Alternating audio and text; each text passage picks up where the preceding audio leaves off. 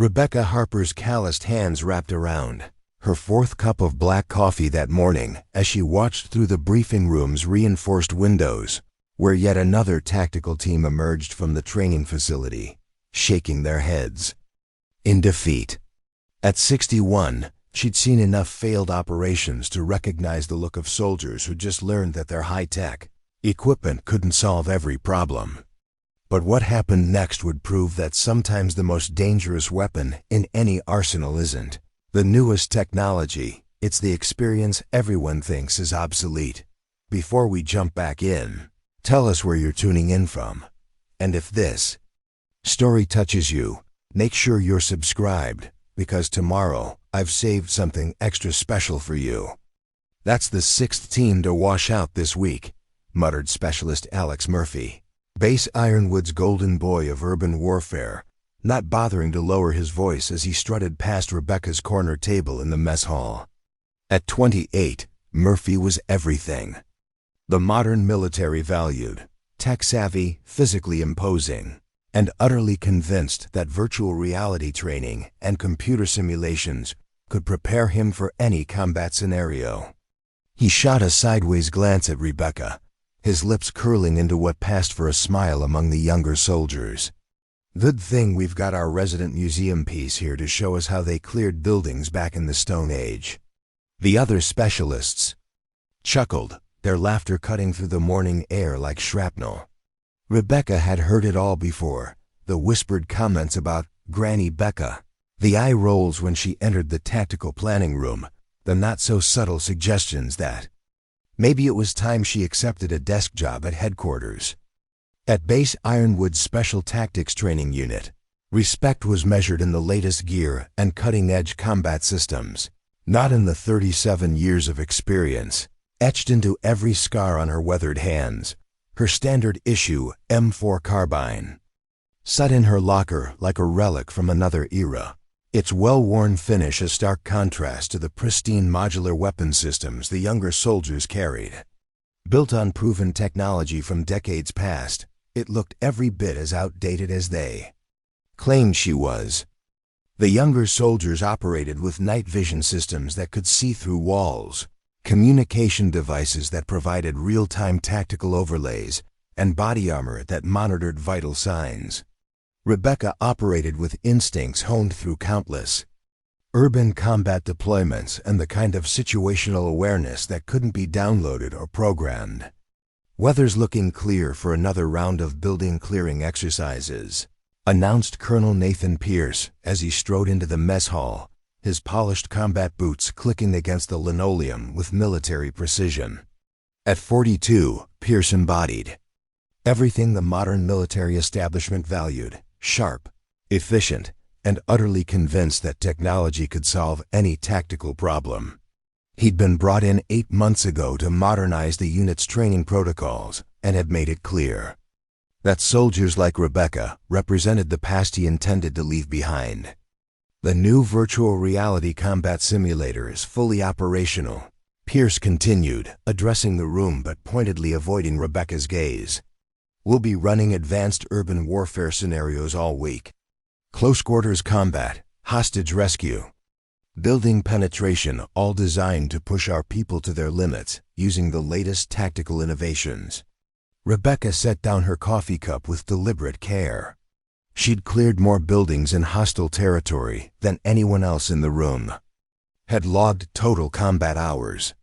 From the narrow alleyways of Fallujah to the bombed-out apartment complexes of Mosul, she knew every sound of floorboard made under pressure, every shadow pattern that indicated a hidden threat, every split-second decision that separated the living from the dead. She understood urban combat not through computer algorithms, but through the hard-earned wisdom that came from surviving situations where technology failed and human judgment was all that stood between mission success and catastrophe. "The simulation scenarios are based on real-world intelligence," Pierce added with the confidence of someone who'd never had to kick down a door while bullets flew overhead. "Computer-generated environments that can replicate any urban combat situation with perfect accuracy." We can train for scenarios that would be too dangerous to practice in real life. Simulations don't shoot back, Rebecca said quietly, her voice barely audible over the general conversation in the mess hall. The room didn't exactly fall silent, but conversation shifted to hushed tones. Murphy laughed, first a sharp bark of disbelief that carried more aggression than humor. "Oh, here we go. Let me guess, Harper, back in your day, you had to walk uphill both ways to clear a building?" "Back in my day," Rebecca replied, standing slowly, her joints protesting after decades of carrying heavy gear through hostile territory. "We didn't have the luxury of respawning when we made mistakes." Pierce's expression hardened like concrete. Setting: "Harper, we've discussed this. Modern urban warfare relies on coordination, communication, and technological superiority. Your intuitive approach might have worked during the irregular warfare of the early 2000s, but today's conflicts require precision that comes from data analysis and systematic tactical implementation." "It's not intuition," Rebecca said, her steel gray eyes meeting his steadily. "It's pattern recognition developed through actual combat experience. I've cleared buildings where the floor plans were wrong, where the intelligence was outdated, where the technology failed. You learn to read spaces differently when your life depends on getting it right the first time." "That was before we had proper tactical protocols," Pierce shot back, gesturing toward the wall-mounted displays showing computer-generated building layouts and tactical overlays. "Before we understood that gut feelings don't trump scientific analysis of combat environments. This is reality, Harper, real-time threat assessment, predictive modeling, coordinated team movements based on proven algorithms, not some fairy tale about magical combat instincts that only you possess." Rebecca walked to the window, her reflection ghost-like against the morning light streaming across the training facilities. Her equipment sat in Locker 47, standard issue gear that had served her through deployments across 3 different theaters of operation. She could almost hear it calling to her familiar tools, waiting for one more impossible mission. "Your simulations are impressive," she said simply, "but they can't replicate the weight of real fear, the sound of actual gunfire, or the split-second decisions you make when lives hang in the balance." "Not on my watch," Pierce replied firmly. "I won't have soldiers relying on outdated tactics that get people killed. Modern warfare requires modern solutions, and that means following established protocols based on current tactical doctrine. Established by people who've never been shot at," Rebecca observed. Turning back to face the room, Murphy stepped forward, his chest puffed with the confidence of someone who dominated every training exercise he'd ever participated in. "Listen, maybe it's time you accepted that warfare has evolved beyond whatever cowboy tactics you learned back in the day. We've got thermal imaging, motion sensors, predictive AI that can anticipate enemy movements. You've got what old-fashioned hunches. I've got knowledge," Rebecca interrupted. "There's a difference." The tension in the room was palpable now, generational lines drawn between the old guard and the new. Pierce sensed the shift and moved to reassert his authority. "This conversation is over. All personnel will participate in the VR training exercises according to the established schedule." "That's a direct order." Rebecca nodded slowly, as if accepting his decision, but those who knew her well might have noticed the slight tightening around her eyes, the way her fingers drummed once against her thigh, a habit from her younger days, when she was calculating entry points and clearing sequences. "Of course, Colonel," she said quietly. "Modern warfare requires modern solutions." She gathered her gear bag and headed for the door, pausing only to adjust the worn name tape on her uniform. Outside, the morning air carried the sounds of soldiers training with equipment that cost more than most people's houses. But Rebecca Harper had made a decision that morning, though she didn't yet know it would be tested sooner than anyone expected. Sometimes proving your worth meant more than just following orders.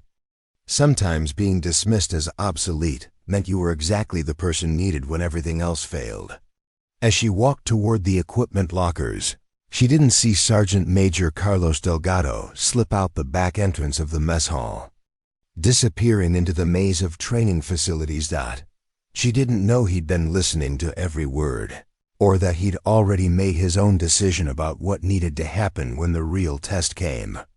The simulations might prepare soldiers for virtual warfare, but Rebecca's experience had been forged in actual combat zones where there were no second chances, and in less than 6 hours, when a real crisis emerged that would test every assumption about modern tactical warfare, she intended to prove that sometimes the old ways were the only ways that actually worked when lives hung in the balance. The emergency alert that shattered the afternoon quiet at base Ironwood came through every communication device, simultaneously radios crackling to life, phones buzzing with urgent notifications, and the base-wide announcement system echoing across every facility with a tone that every soldier recognized as genuine crisis. All personnel to immediate stations. Code red. Hostage situation developing downtown Hillcrest. All tactical units report to Briefing Room Alpha immediately.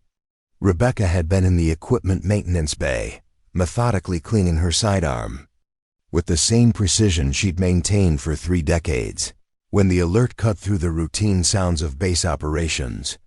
Around her, younger soldiers dropped what they were doing and rushed toward their lockers, grabbing gear with the urgency of people who'd trained for this moment, but never experienced the real thing.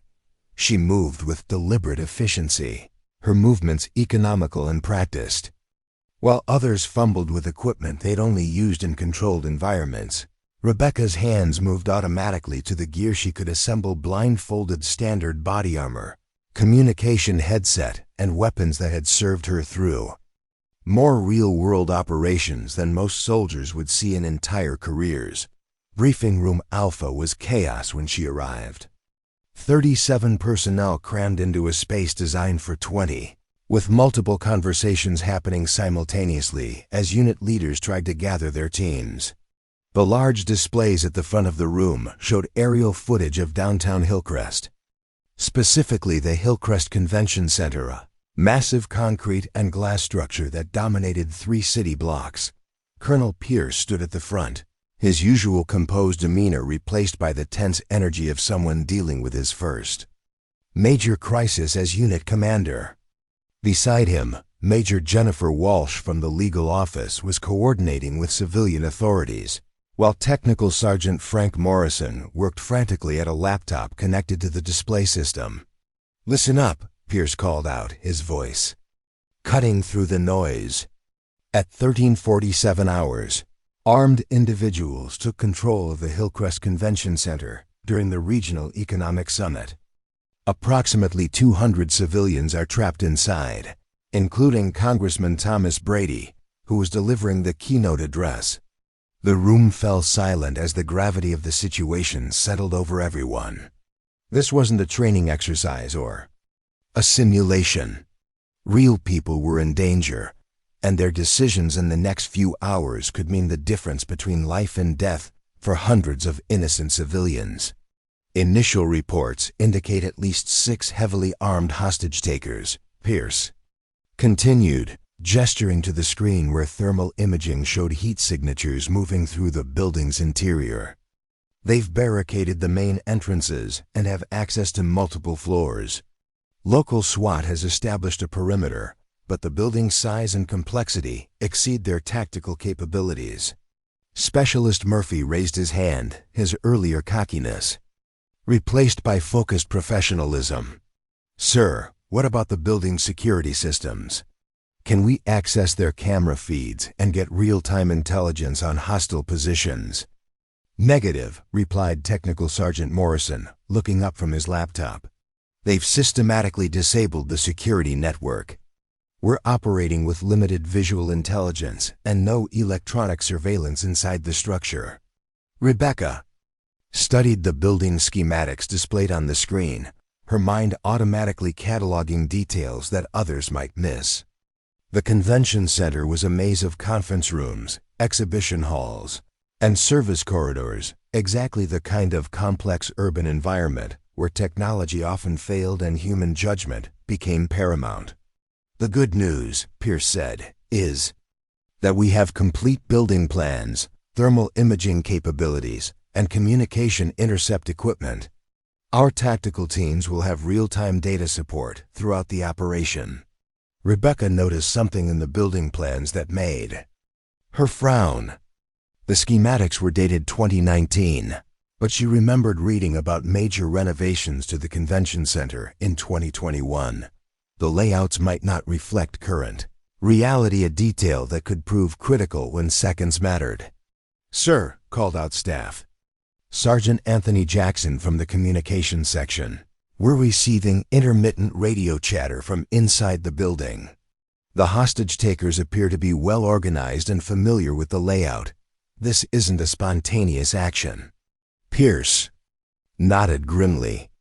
"Intelligence suggests this was planned specifically to target Congressman Brady. The hostage takers have made no demands yet, but they've positioned themselves strategically throughout the building. Any rescue operation will require coordinating multiple entry points simultaneously." The tactical display showed the convention center's three main sections.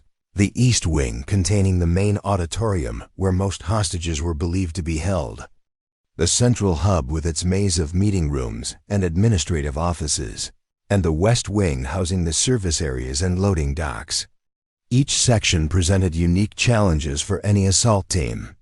"Here's our approach," Pierce announced, pulling up a computer-generated tactical overlay. "Team Alpha will breach the main entrance and establish a command post in the lobby. Team Bravo will enter through the loading dock and sweep the service areas. Team Charlie will access the upper floors through the emergency stairwells. Our new tactical communication system will coordinate all movements in real time." Rebecca raised her hand slowly. "Colonel, those building plans, when were they last updated?" Pierce glanced at the display. 2019. Why?" "The convention center underwent major renovations in 2021, Rebecca said. New conference rooms were added. Several corridors were rerouted, and the ventilation system was completely rebuilt. Those plans might not reflect current reality. We'll adapt as needed," Pierce replied dismissively. "Our thermal imaging and communication systems will provide real-time updates on any structural changes." But Rebecca had dealt with enough urban operations to know that outdated building intelligence could turn a complex rescue into a deadly maze. She'd seen assault teams get lost in buildings they thought they knew, trapped by renovations that didn't appear on official blueprints. "Sir," Murphy interjected, "our VR training included scenarios exactly like this. Multi-level urban assault with real-time intelligence updates. The computer models can predict optimal entry routes and coordinate team movements for maximum efficiency." Several other young soldiers nodded in agreement, their confidence bolstered by months of virtual training that had prepared them for scenarios just like this one. But Rebecca knew that computer models couldn't account for the chaos of real combat, the unpredictable human elements that turned carefully planned operations into desperate improvisation. Pierce began assigning team leaders and establishing the chain of command.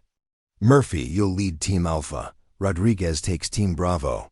Thompson handles Team Charlie. Each team will have full communication support and real-time tactical data." Rebecca waited for her assignment, but Pierce continued organizing teams without mentioning her name. When he finally paused, she spoke up. "Colonel, which team am I assigned to?" Pierce looked at her with an expression that mixed embarrassment with determination. "Harper, you'll be coordinating from the command post. Your experience will be valuable for tactical analysis and communication support." The assignment was clear. They wanted her expertise, but they wanted it safely removed from the actual danger. She would be analyzing data and providing advice, while younger soldiers risked their lives in a building that none of them had ever seen before.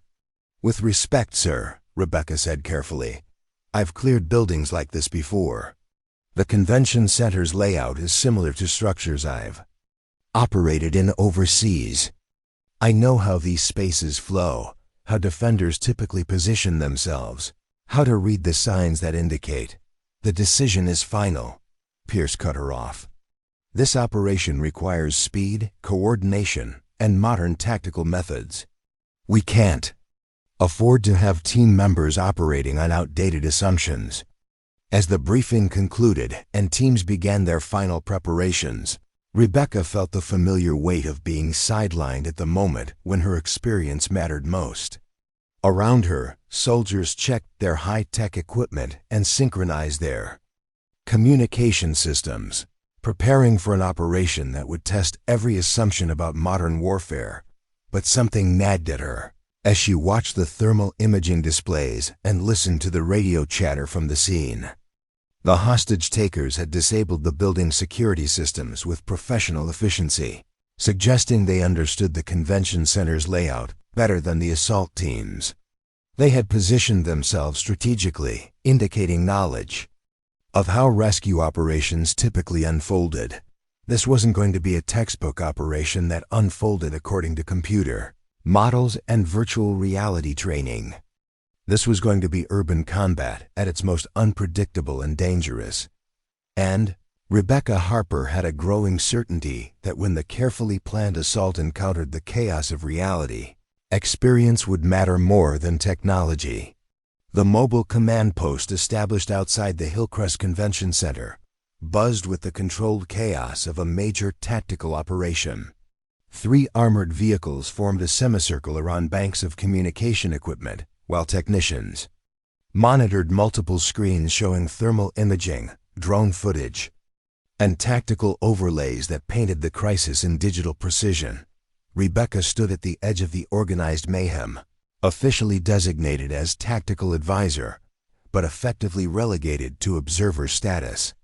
She watched Colonel Pierce coordinate with FBI negotiators, local SWAT commanders, and military liaisons through headsets that crackled with constant updates from multiple agencies.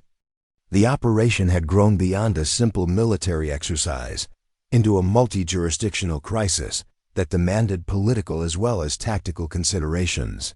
Thermal shows movement on the 3rd floor, northwest corridor, reported Technical Sergeant Morrison from his position behind a bank of monitors. Possible hostile repositioning near the main auditorium. Pierce leaned over the displays, studying heat signatures that appeared as ghostly blobs moving through the building's digital representation. Team Alpha, adjust your approach vector to account for potential hostile presence on floor 3. Use the updated route recommendations from tactical analysis. Through her headset, Rebecca could hear Murphy's voice responding with the crisp professionalism of someone following procedures exactly as trained. Copy, command. Team Alpha adjusting approach per tactical recommendations. Estimated time to breach, 15 minutes. But something about the movement patterns on the thermal display troubled Rebecca. The heat signatures weren't randomly distributed. Showed a defensive arrangement that suggested the hostage-takers understood how assault teams typically operated. They had positioned themselves to control key choke points and maintain fields of fire that would funnel attackers into predetermined kill zones. "Colonel," Rebecca said, stepping closer to the command displays, "those defensive positions indicate more than casual knowledge of the building layout. They're positioned exactly where I'd expect experienced operators to establish overwatch positions." Pierce glanced at her briefly before returning his attention to the screens. "Our intelligence analysis reached the same conclusion. That's why we're using multiple entry points to prevent them from concentrating their defensive efforts." "But they're not trying to prevent entry," Rebecca observed, studying the patterns more carefully. "They're channeling the assault teams toward specific areas. Look at the heat signatures. They've left obvious gaps in their coverage that will draw our people toward this central hub." "Harper, please maintain communication discipline," Pierce said with barely controlled irritation. "The tactical teams are following established protocols based on current intelligence. Your concerns are noted." Rebecca bit back her response, but the growing certainty that something was fundamentally wrong with their approach gnawed at her. She'd seen similar defensive arrangements in Iraq, where insurgents had learned to use urban terrain against technologically superior forces. The key wasn't preventing entry, it was controlling where the attackers went once they were inside. The radio chatter from Team Alpha grew more intense as they approached their designated entry point. "Command, this is Team Alpha leader. We're observing structural differences from the building plans. Corridor that should connect to the main lobby appears to have been walled off." Pierce's jaw tightened. "Copy, Team Alpha. Use alternate route. Charlie as designated in your briefing materials." "Negative, Command. Alternate route Charlie leads to a dead end. Corridor terminates at what appears to be new construction." Rebecca stepped forward. "Colonel, this is exactly what I was concerned about. The 2021 renovations changed the internal flow of the building.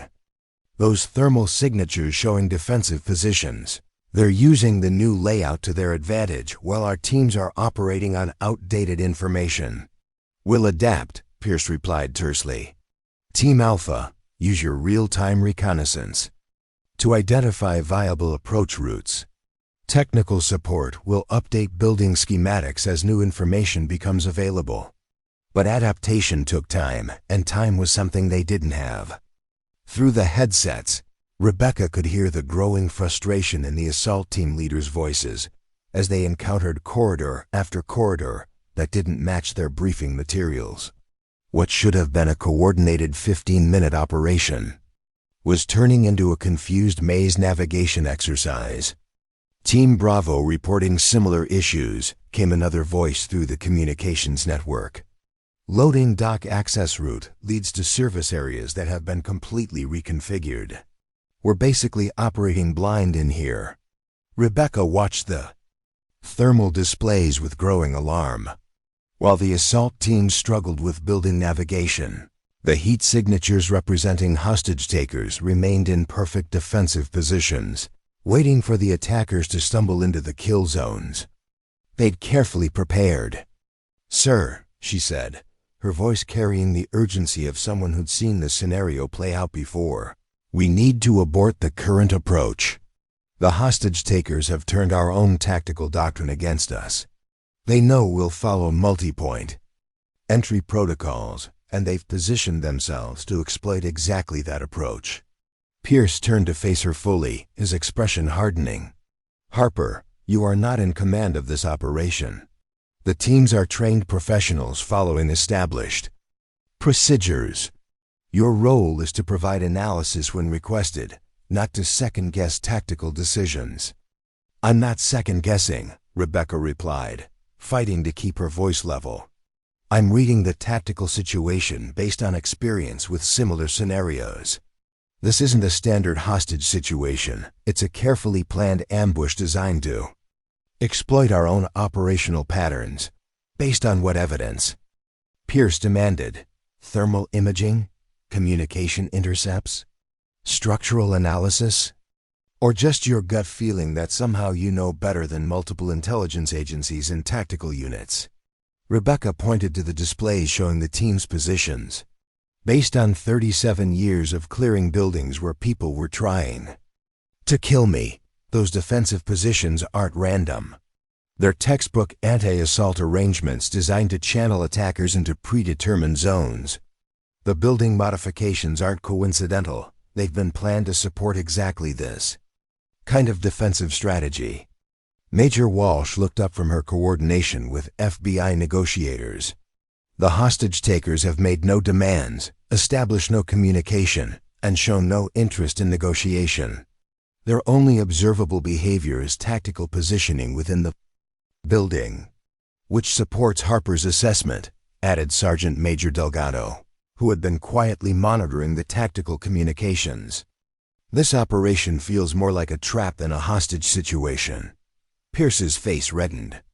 "Are you suggesting that trained military personnel can't handle a building clearing operation? That somehow our modern tactical methods are inferior to Whatever cowboy approach Harper learned 20 years ago. I'm suggesting, Rebecca said carefully, that the enemy has studied our tactical methods and prepared countermeasures specifically designed to exploit them. They know we'll use thermal imaging, so they've positioned heat sources to confuse our readings. They know we'll attempt coordinated entry, so they've created choke points that turn coordination into vulnerability. The radio crackled with increasing urgency from Team Alpha. Command, we're taking fire from positions not indicated on thermal. Repeat, hostile fire from concealed positions, requesting immediate support. Pierce grabbed his headset. Team Alpha, maintain position and return fire. Technical support, I need updated thermal analysis of hostile positions immediately. Thermal's not showing additional heat signatures, Morrison reported, his voice tight with confusion.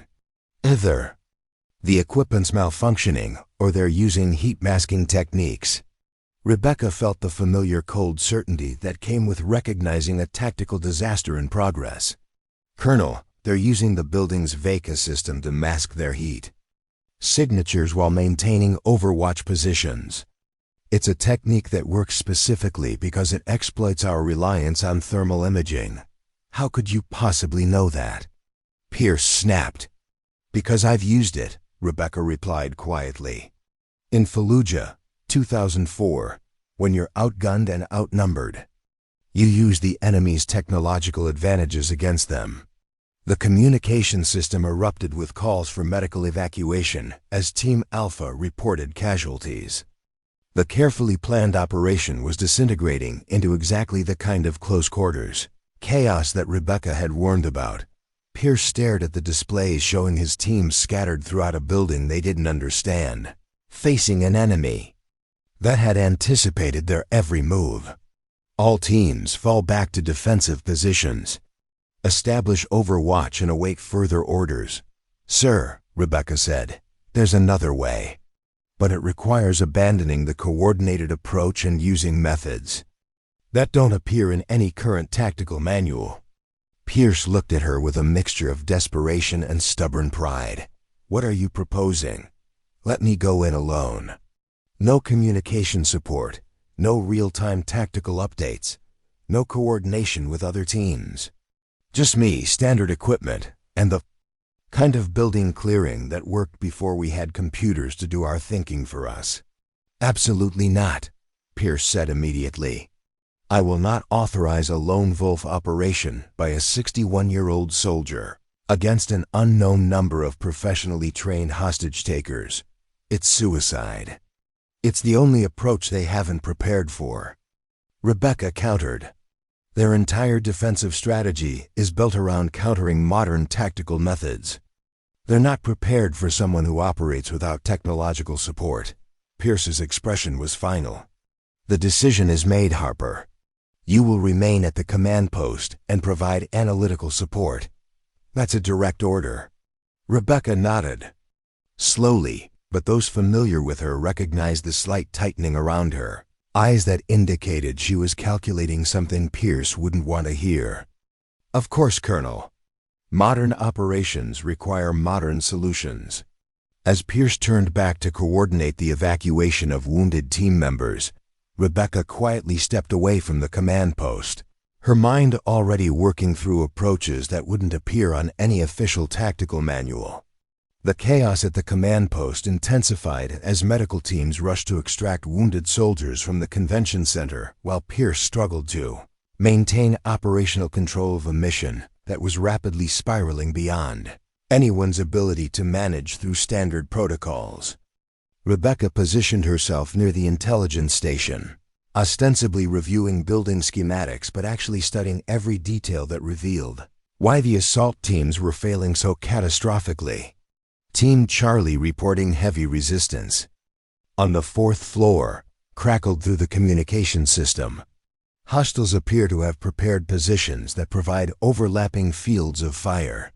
We can't advance without taking significant casualties. Technical Sergeant Morrison looked up from his monitors, sweat beading on his forehead despite the cool morning air. Sir, The thermal imaging is showing heat signatures in positions that should be impossible based on the building structure.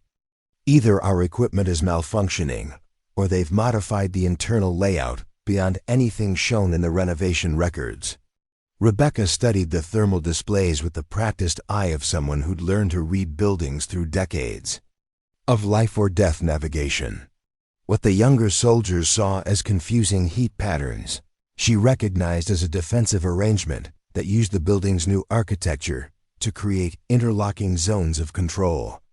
The hostage takers had turned the convention center into a three-dimensional chessboard where they controlled every significant move.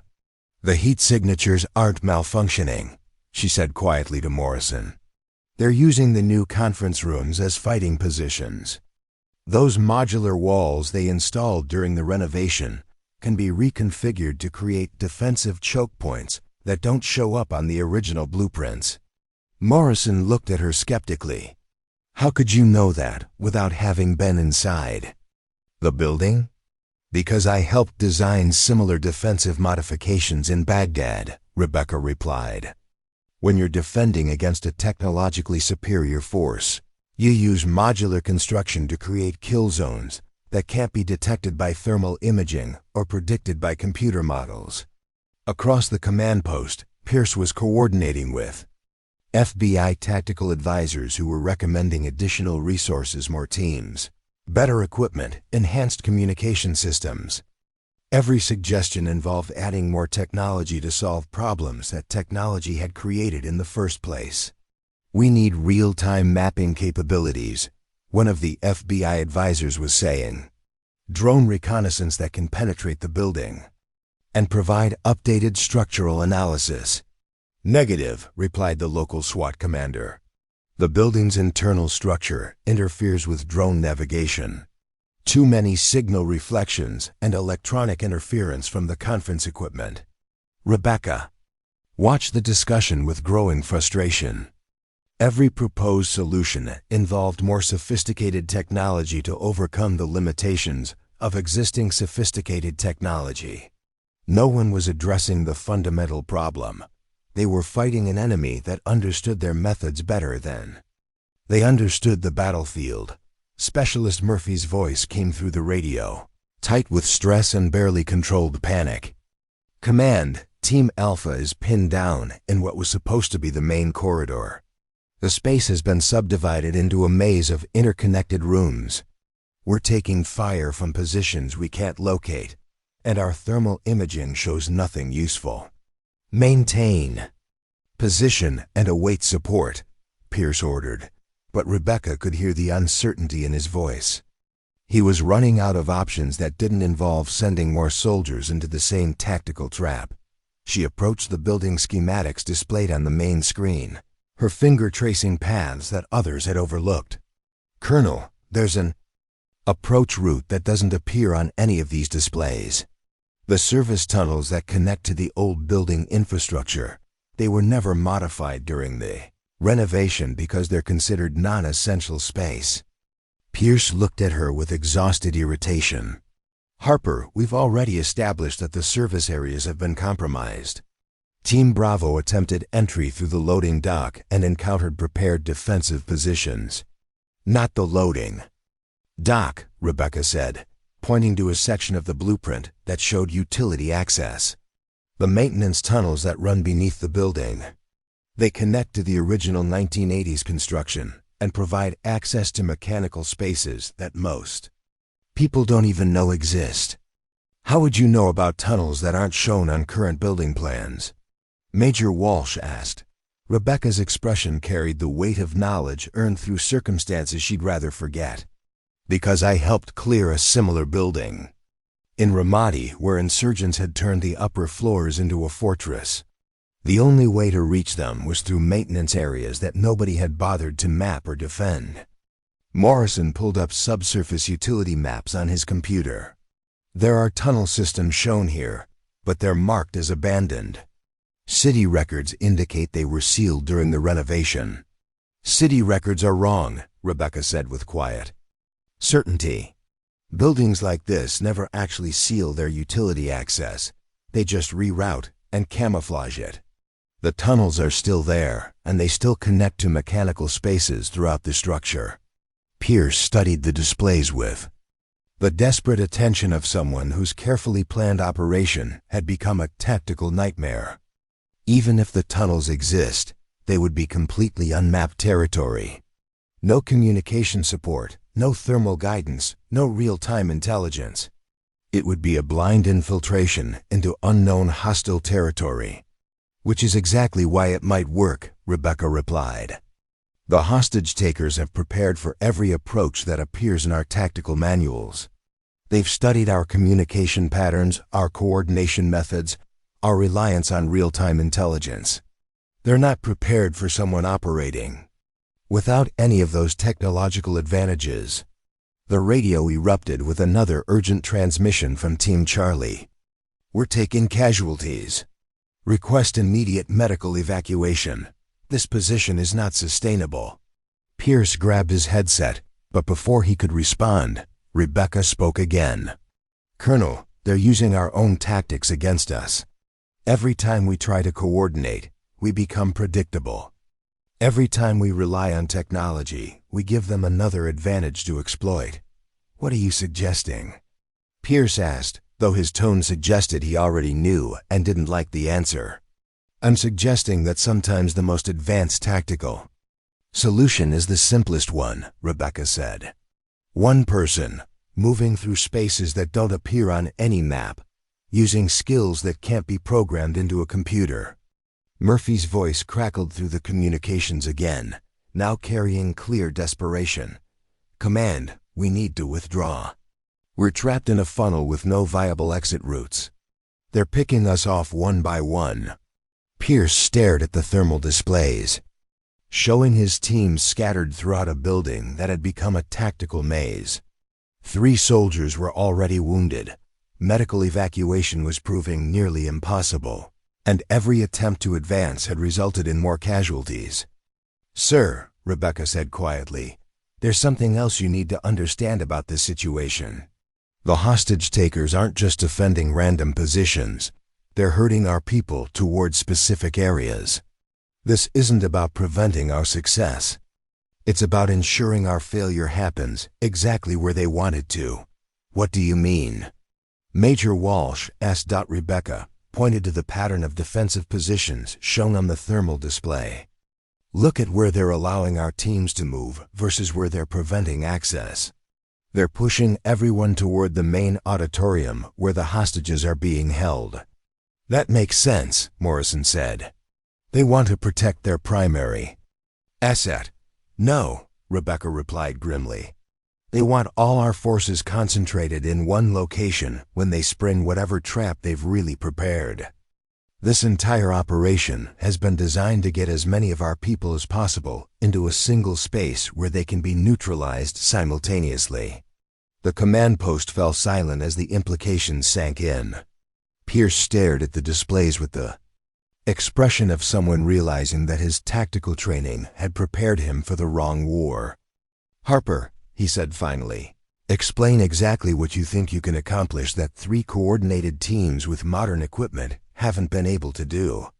Rebecca looked at the building schematics one more time, her mind already tracing routes through spaces that existed in her memory rather than on any blueprint. I can move through that building without triggering the defensive arrangements they've prepared. I can reach positions they haven't anticipated because I won't be following any recognizable tactical pattern. And then what? Pierce demanded. You single-handedly neutralize multiple armed hostage-takers. Then I do what I've been doing for 37 years, Rebecca replied simply.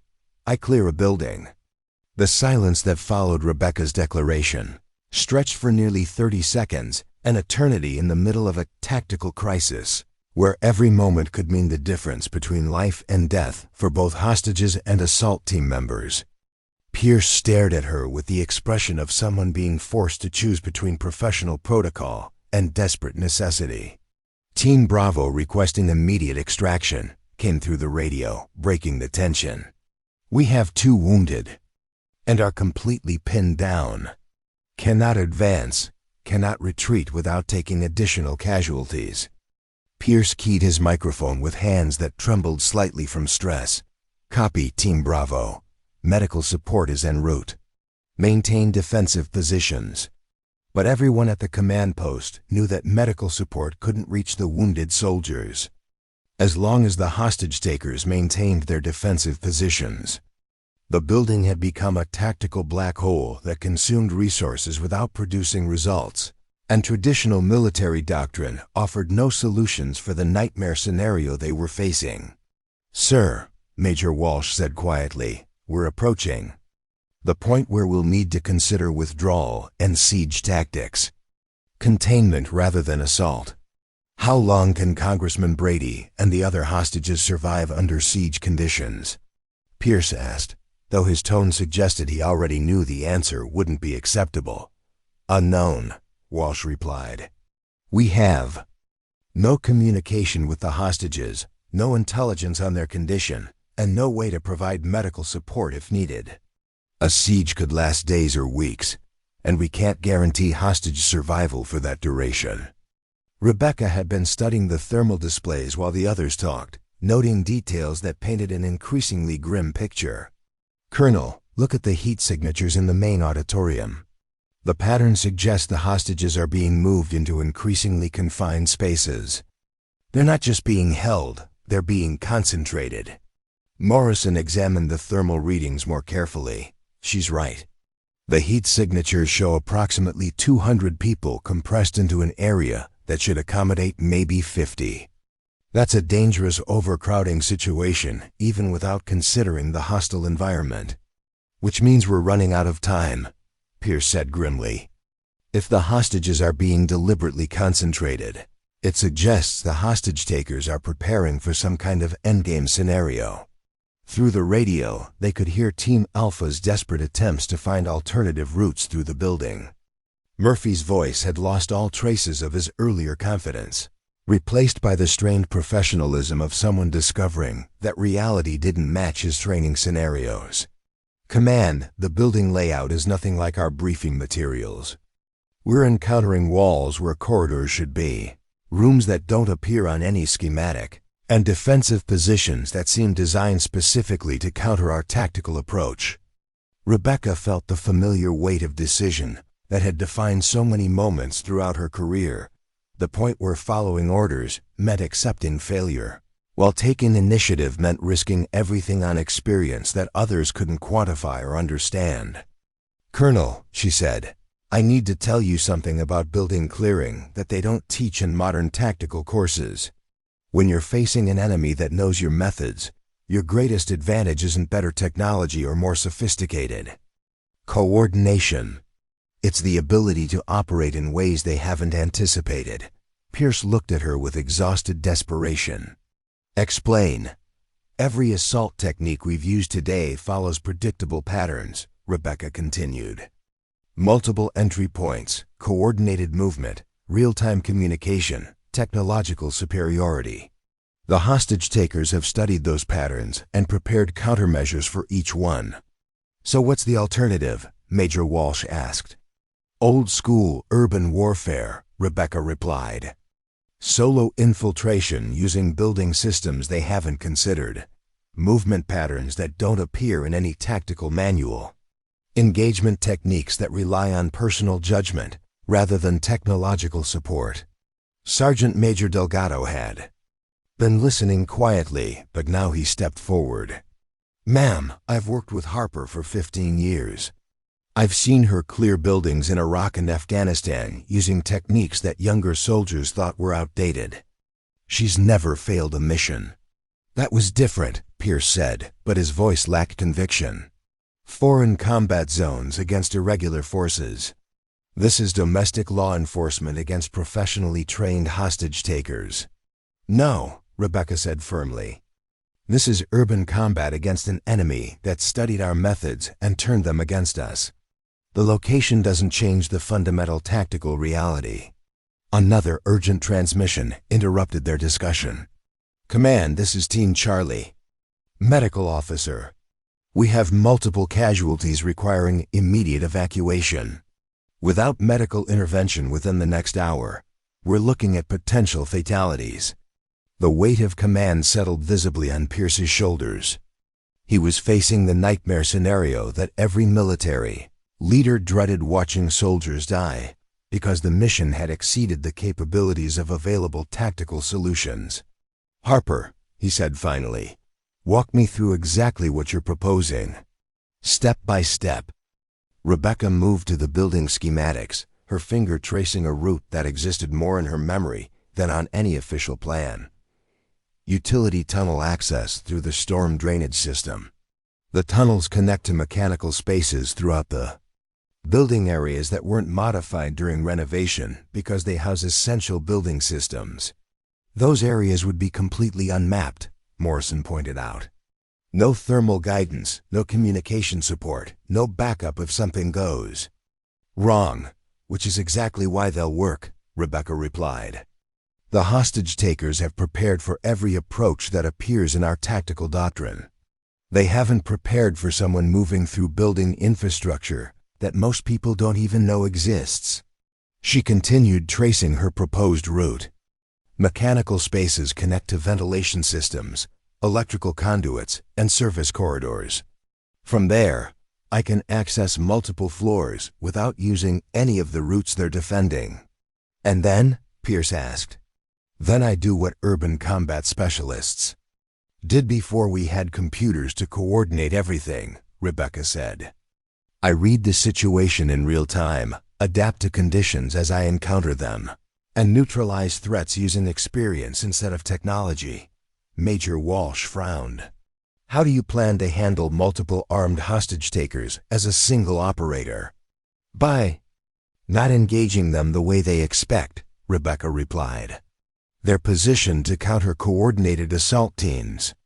They're not positioned to counter a single operator who approaches from directions they haven't anticipated." Pierce studied the thermal displays showing his scattered teams, the heat signatures of concentrated hostages, and the defensive positions that had turned his carefully planned operation into a tactical disaster. The weight of command meant accepting responsibility for every decision, including the hardest one, admitting when conventional approaches had failed. "This is insane," he said quietly. "Sending a 61-year-old soldier on a solo infiltration mission against an unknown number of professional hostage takers." "Yes, sir, it is," Rebecca agreed. "But it's also the only approach that has any chance of success given current conditions." The radio crackled with another desperate transmission from Team Alpha. "Command, we need immediate support or authorization to withdraw. This position is becoming untenable." Pierce closed his eyes for a moment, weighing options that ranged from bad to catastrophic. When he opened them, his expression carried the resignation of someone accepting an impossible choice. "Harper, if I authorize this mission, you'll be completely on your own. No communication support, no backup, no extraction plan if things go wrong." "Understood, sir." "And if you're wrong about the utility access, if the tunnels have been sealed, if the hostage takers have anticipated this approach, then I'll adapt," Rebecca said simply. "It's what urban combat specialists do." Pierce looked around the command post at faces that reflected his own desperate uncertainty. 3 teams of highly trained soldiers equipped with the most advanced tactical technology available had been systematically neutralized by an enemy that understood their methods better than they understood the battlefield. "God help us all," he said finally. "You're authorized for solo infiltration. Mission parameters: locate and neutralize hostage takers, secure Congressman Brady, and facilitate hostage extraction." Rebecca nodded once, her expression calm despite the magnitude of what she was about to attempt. "Thank you, sir.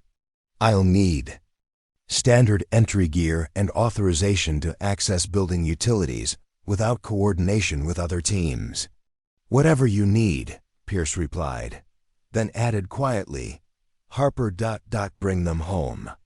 As Rebecca gathered her equipment and prepared for a mission that would either vindicate 37 years of experience or end her life in the bowels of a building that had become a tactical nightmare, She felt the familiar calm that came with accepting impossible odds. Sometimes the most advanced solution was the simplest one. Sometimes proving your worth meant ignoring everyone who said you couldn't do it. And sometimes being too old meant being exactly experienced enough to succeed where everyone else had failed. Sergeant Major Carlos Delgado found Rebecca in Equipment Bay Charlie, methodically checking gear with the same ritualistic precision she'd maintained throughout her career. Unlike the younger soldiers who relied on checklists and protocols, Rebecca's preparation followed patterns, ingrained through decades of life-or-death missions where forgotten details meant the difference between coming home and becoming a casualty statistic. Heard Pierce finally came to his senses, Delgado said without preamble, his weathered face carrying the expression of someone who'd seen enough combat to recognize necessity when politics and protocols failed. At 58, he was one of the few people at Base Ironwood who remembered when experience counted for more than technological certification. Rebecca looked up from her body armor, which she was adjusting with modifications that wouldn't appear in any equipment manual. He didn't have much choice. 3 teams down, hostages in immediate danger, and every conventional approach neutralized by an enemy that studied our tactics better than we did. "What do you need?" Delgado asked, the simple question carrying the weight of 15 years working together in situations where support meant survival. Rebecca paused in her equipment check, considering requests that would technically violate multiple regulations while potentially saving dozens of lives. Building utilities access, real-time intelligence on utility tunnel layouts, and she hesitated, knowing what she was about to ask could end Delgado's career if discovered. "Already done," Delgado said, producing a tablet displaying city infrastructure. Maps that shouldn't have been accessible to military personnel. Then pulling building records since this crisis started.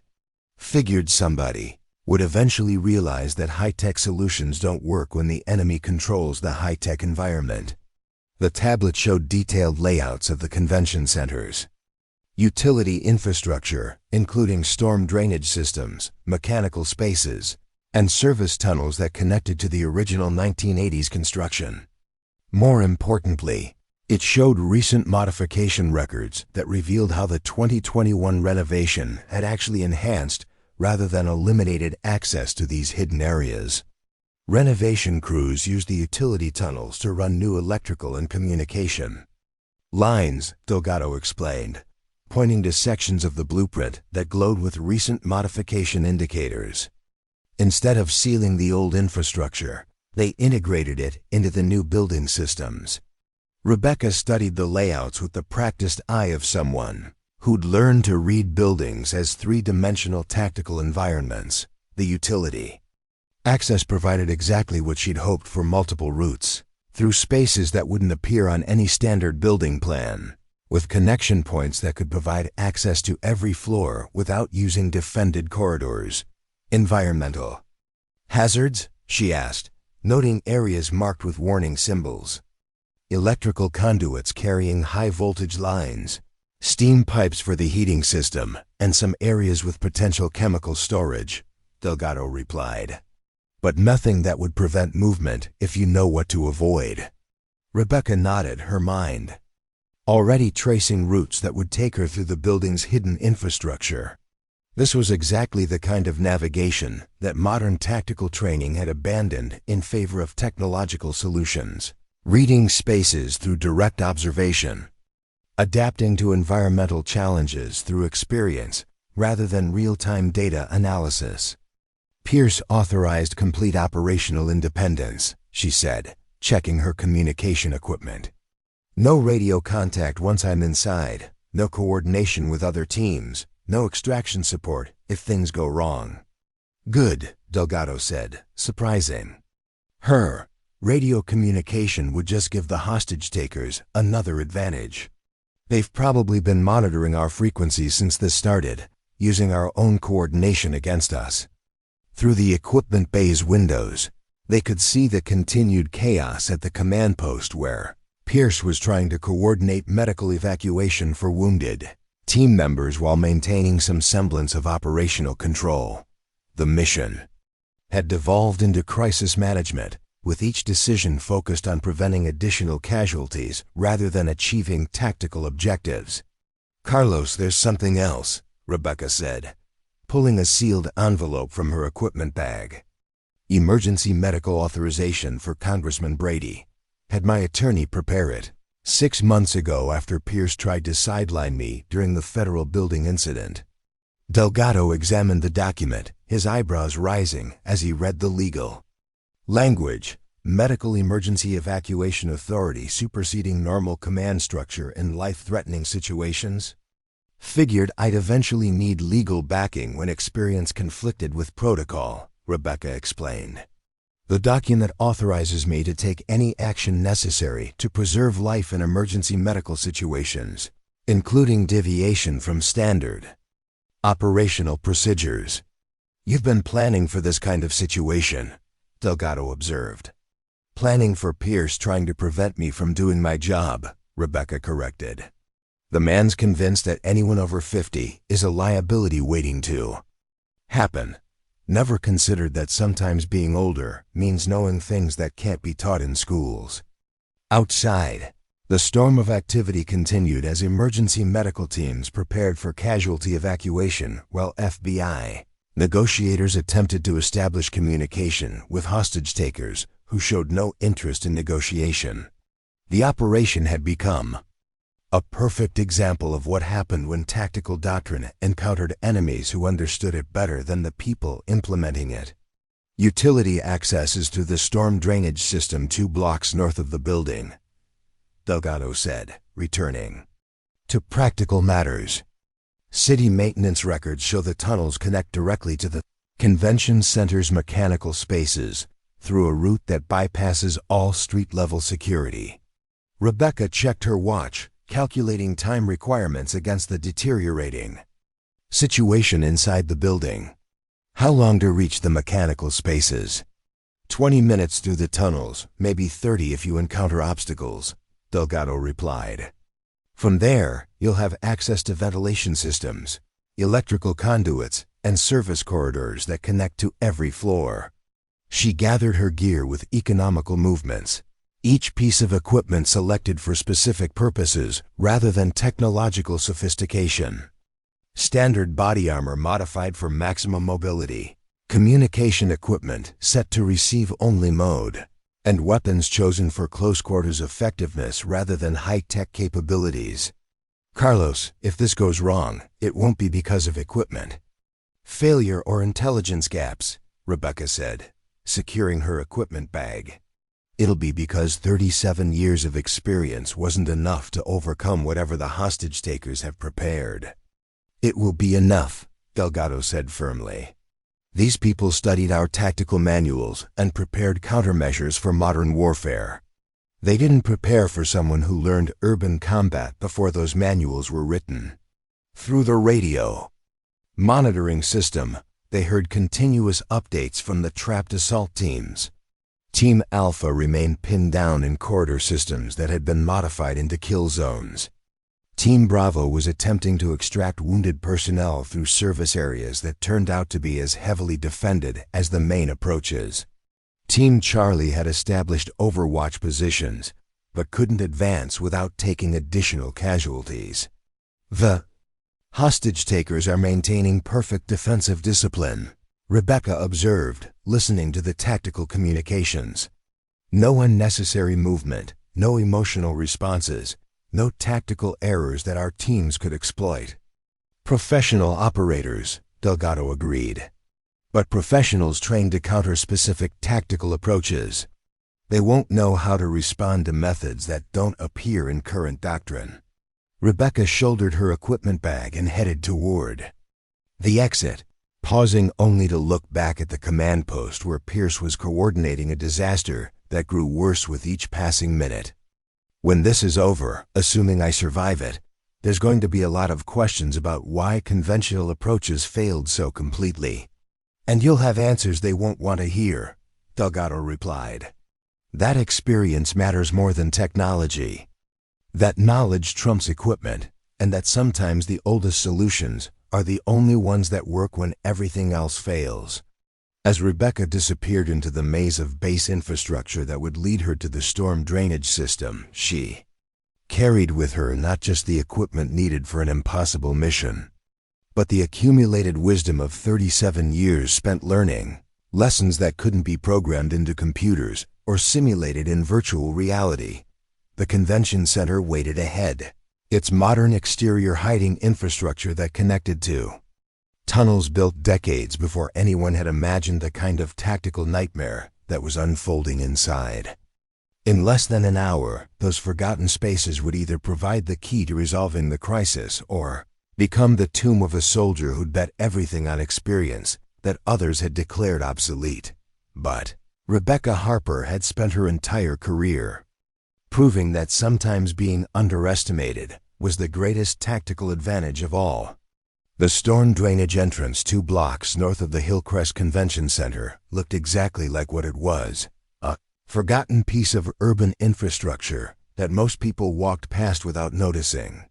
Rebecca approached the heavy metal access cover with the cautious movements of someone who'd learned that the most dangerous part of any mission was often the beginning, when overconfidence could turn careful planning into fatal miscalculation.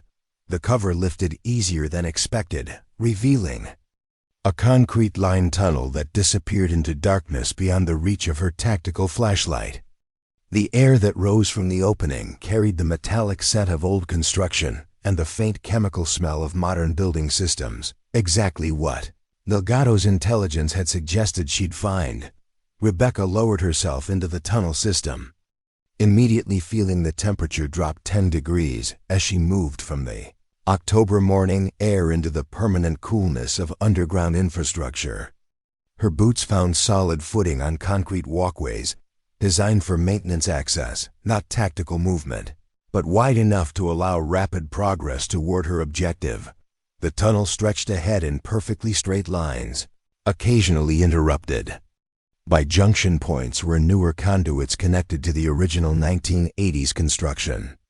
Every 50 feet, maintenance lighting provided enough illumination to navigate without using her flashlight, a tactical advantage she hadn't expected but welcomed, since any light signature could potentially compromise her approach.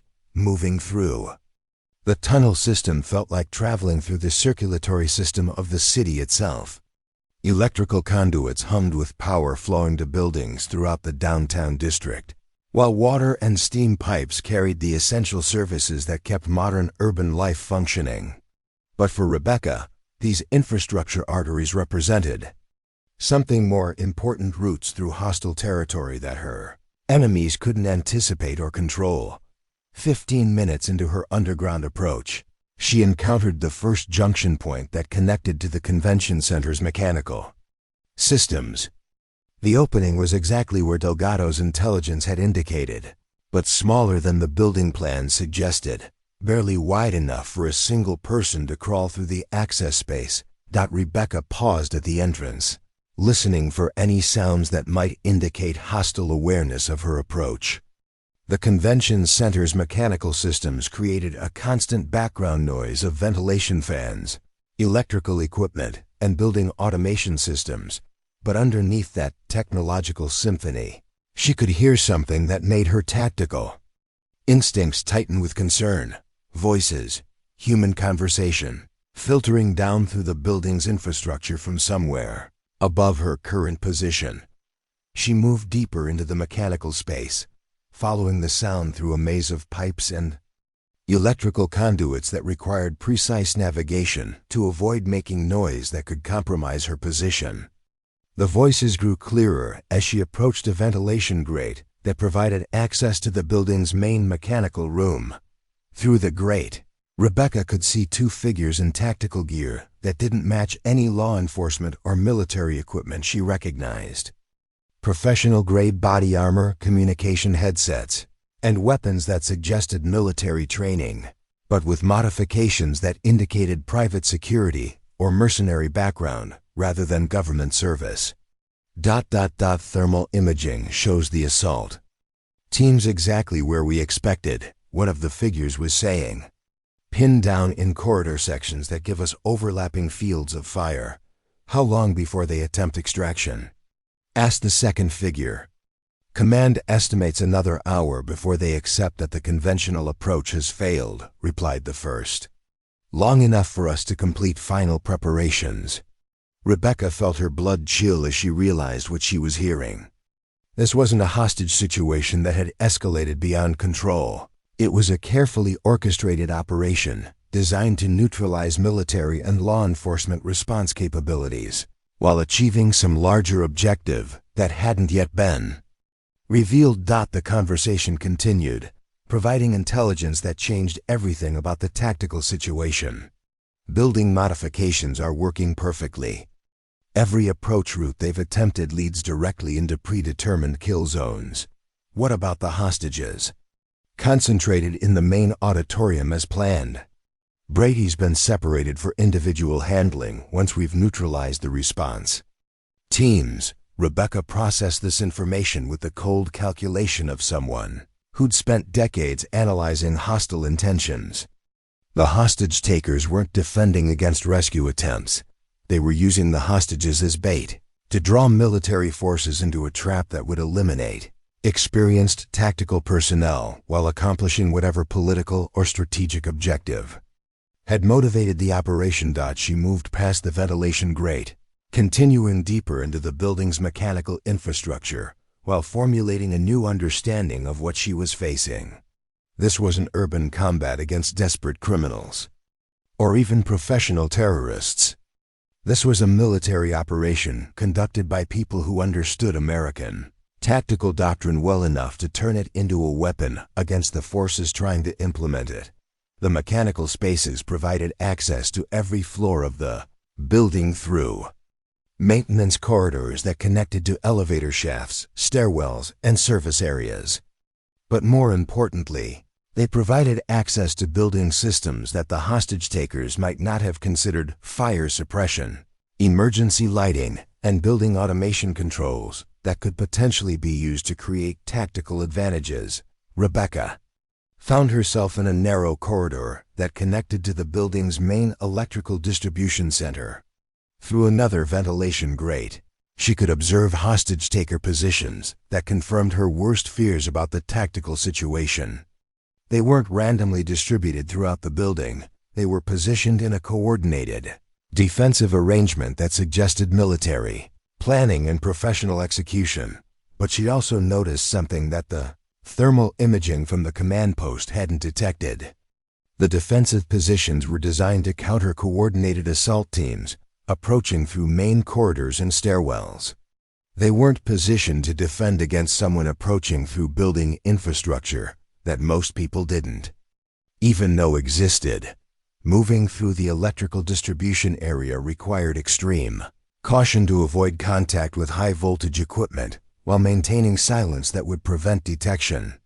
Rebecca navigated through spaces barely wide enough for her body, using skills that combined technical knowledge with physical capabilities that couldn't be simulated in training environments. The building's infrastructure told a story that no computer analysis could provide. Modifications made during the 2021 renovation had been carefully planned to support exactly the kind of defensive arrangement she was observing. New walls created choke points. Relocated electrical systems provided cover for defensive positions, and modified ventilation systems allowed movement between floors without using monitored stairwells.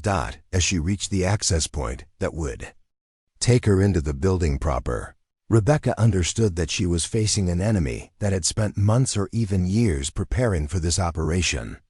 They had studied American tactical responses, modified the building to exploit those responses, and positioned personnel with the kind of professional discipline that suggested military or intelligence backgrounds. But they had made one critical error in their planning. They had prepared for every response that appeared in current tactical doctrine while ignoring approaches that predated modern military technology. They were fighting the war they expected, not the war that was actually coming. Rebecca checked her equipment one final time before beginning the most dangerous phase of her mission. In 5 minutes, she would be inside the convention center, moving through spaces where discovery meant immediate death and where every decision would determine whether dozens of innocent people lived or died. The old tunnel systems had brought her exactly where she needed to be. Now came the part that would test 37 years of experience against an enemy that had planned for everything except the possibility that sometimes the most advanced tactical solution was the simplest one. As she prepared to enter the building through an access route that didn't appear on any hostile battle plan, Rebecca felt the familiar calm that came with accepting impossible odds. She was exactly where she belonged in the space between careful planning and desperate improvisation, where experience mattered more than technology and where being underestimated became the greatest weapon of all.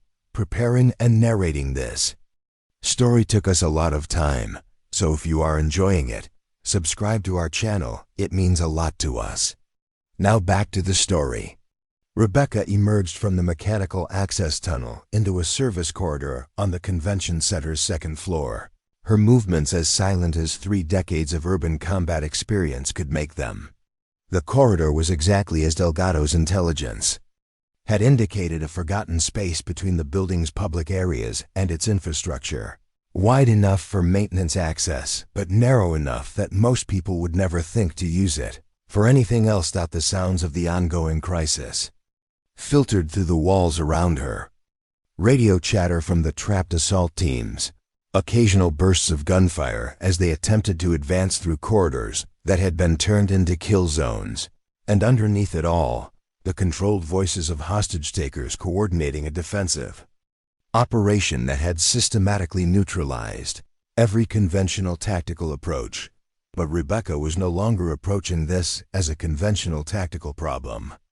She was reading the building as a 3-dimensional puzzle where every sound, every structural detail, and every pattern of movement provided information that couldn't be gathered through thermal imaging or electronic surveillance. Moving through the service corridor, she could feel the building's rhythm, the subtle vibrations that indicated where people were moving, the air current changes that revealed open doors or modified spaces, and the acoustic patterns that told her exactly how many hostiles were positioned in areas that her trapped colleagues couldn't even reach. The first hostile position was exactly where her experience had predicted it would be, covering the main stairwell that Team Alpha had been trying to use for their coordinated approach.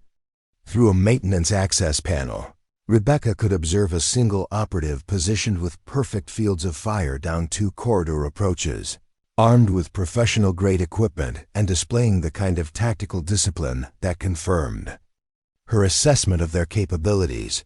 But the operative was positioned to counter threats approaching through main corridors, not someone emerging from building infrastructure that he didn't even know existed. Rebecca had learned in Fallujah that the most dangerous enemy was often the one you never saw coming. She moved with the fluid efficiency of someone who'd performed similar operations dozens of times in environments where a single mistake meant death. The maintenance access provided exactly the approach angle she needed, behind and slightly above the hostile position, with clear lines of movement that avoided any possibility of detection. The engagement lasted 4 seconds. Rebecca emerged from the access panel, neutralized the threat with close quarters techniques that left no opportunity for alarm or radio communication, and secured the position without any member of the assault teams even knowing that their tactical situation had just improved dramatically. But this was only the beginning. Through the hostiles' communication equipment, she could monitor the coordination between other defensive positions and began to understand the full scope of what she was facing. 8 operatives positioned throughout the building in a defensive arrangement that was designed to funnel assault teams into predetermined kill zones while maintaining complete control over the hostage situation. Rebecca moved to the next position, using routes that connected through the building's infrastructure ventilation shafts. electrical conduits, and service tunnels that allowed her to approach each defensive position from directions that hadn't been anticipated or defended.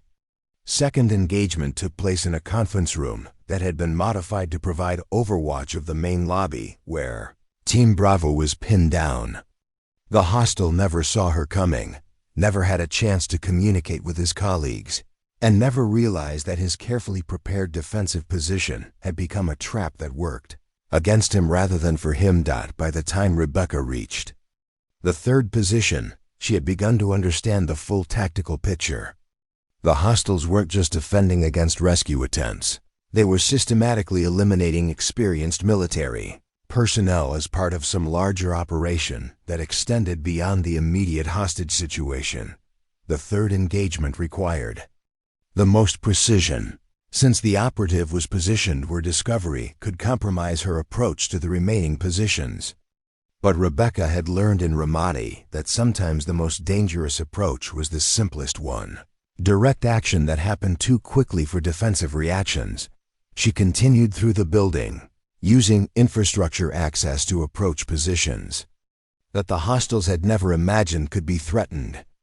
Each engagement built on the previous one, creating a tactical momentum that worked exactly opposite to what the hostile force had planned. The fourth position controlled access to the service elevators that the assault teams had been trying to use. The fifth position provided overwatch of the loading dock where casualties were supposed to be evacuated. The sixth position covered the emergency stairwells that represented the last conventional approach route, but it was the seventh position that revealed the true scope of what she was facing. The operative was positioned not just to defend against assault teams, but to monitor the hostages in the main auditorium through surveillance equipment that provided real-time intelligence on everything happening in the building's most critical area. Through his monitoring equipment, Rebecca could see what the command post's thermal imaging had missed. Congressman Brady wasn't just being held with the other hostages. He was being prepared for some kind of individual handling that would occur once the assault teams had been completely neutralized. The timeline was becoming clear. The hostiles were planning to eliminate the tactical response capabilities and then execute whatever political objective had motivated the operation. The hostages weren't the primary target. They were leveraged to ensure that American military forces would respond exactly as the hostiles had planned. Rebecca's approach to the eighth and final position required the most sophisticated navigation she'd attempted. The operative was positioned in the main auditorium's balcony area, with overlapping fields of fire that covered every conventional approach while maintaining direct visual control over the hostages below. But Rebecca had noticed something during her movement through the building's infrastructure that the hostile force had missed. The renovation had created a service access route through the auditorium's original lighting system spaces that connected to catwalks and technical areas that provided access from directly above the defensive position. The final engagement took place 30 feet above the main floor, in technical spaces that most people didn't even know existed. The operative never looked up, never considered that a threat could approach from building infrastructure that wasn't marked on any tactical plan. When Rebecca secured the final position and looked down at the main auditorium, she could see the complete tactical picture for the first time. 200 hostages concentrated in an area designed for crowd control, with Congressman Brady positioned separately for individual handling, and evidence of preparations that suggested the real operation was just beginning. But now the tactical advantage had shifted completely. Instead of 8 professional operatives controlling a defensive network that had neutralized multiple assault teams, there was one experienced soldier who understood the building better than the people who'd spent months planning to control it. Rebecca keyed her communication system for the first time since entering the building. "Command, this is Harper. Building secured, ready for hostage extraction." The silence that followed her transmission lasted exactly long enough for everyone at the command post to realize that what they'd thought was impossible had actually happened. In 90 seconds of precise movement through spaces that didn't appear on any tactical plan, Rebecca Harper had accomplished what 3 coordinated teams with modern equipment hadn't been able to achieve in 3 hours, sometimes the most advanced. Tactical solution was the simplest one. Sometimes being dismissed as obsolete meant you were exactly the person needed when everything else failed. And sometimes clearing a building meant remembering that buildings were designed for people, not computers. The silence that followed Rebecca's transmission stretched across the radio frequencies like a held breath, broken only by the static of communication systems that hadn't been designed to handle the impossible. At the mobile command post, Colonel Pierce stared at the radio equipment as if it had malfunctioned, while Technical Sergeant Morrison frantically checked thermal imaging displays that still showed heat signatures and defensive positions that Rebecca claimed to have eliminated. "Harper, repeat your last transmission," Pierce said, his voice carrying the careful control of someone afraid to believe what he'd just heard. "Building secured," Rebecca repeated, her voice calm despite having just accomplished what 3 assault teams couldn't achieve. 8 hostiles neutralized. Congressman Brady and approximately 200 civilians ready for extraction. Request immediate medical support for hostage evaluation. Major Walsh grabbed the thermal imaging display, studying heat signatures that should have shown hostile movement, but instead revealed only the concentrated mass of hostages in the main auditorium. "How is this possible?" "Thermal shows no hostile activity, but that can't be accurate." "It's accurate," Rebecca replied through the radio. Hostiles were using building infrastructure to mask heat signatures while maintaining defensive positions. Infrastructure access provided approach routes they hadn't anticipated or defended. Morrison pulled up building schematics on his computer, comparing them to Rebecca's reported position. "Ma'am, you're transmitting from the main auditorium balcony. According to our tactical analysis, that position should be impossible to reach without encountering multiple defensive positions." "Correct," Rebecca said.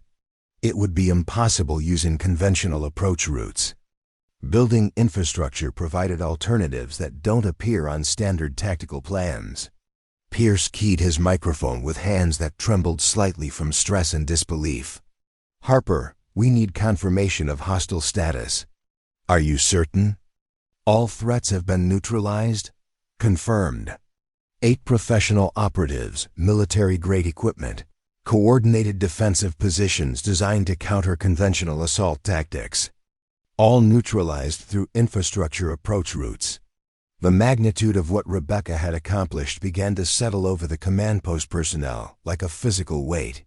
In 90 seconds of movement through spaces that most people didn't know existed, she had resolved a crisis that had defeated every conventional tactical approach available to modern military forces. "Sir," Staff Sergeant Jackson called from the communications station, "we're receiving transmissions from Team Alpha. They report that hostile fire has completely ceased, and they're able to advance through corridors that were previously defended." "Team Bravo confirms the same," added another operator. "No hostile contact, and they're moving toward the main auditorium for hostage extraction." Pierce looked around the command post at faces that reflected his own mixture of relief and professional embarrassment.